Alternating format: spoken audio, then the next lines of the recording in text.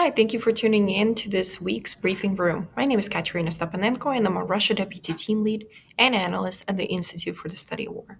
Today's episode will focus on Russian President Vladimir Putin's speech at the World Russian People's Council on November 28th. Putin reiterated a two-part conception of the Russian identity in his speech.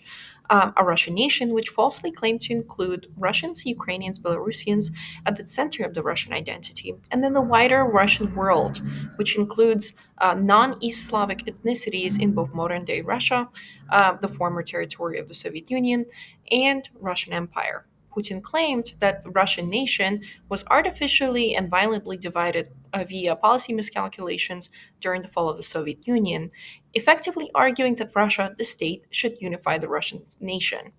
Putin defined the concept of the Russian world as a union of people who feel a spiritual connection to the motherland, consider themselves to be native Russian speakers, and are carriers of the Russian history and culture regardless of their national or religious affiliation.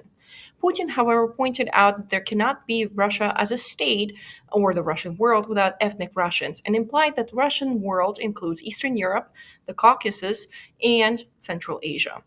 Putin's speech draws a clear distinction between Putin's vision of the Russian nation as a triune people composed of Russians, Belarusians, and Ukrainians, while other regional identities in Russia make up Russia as a country and shared Russian world.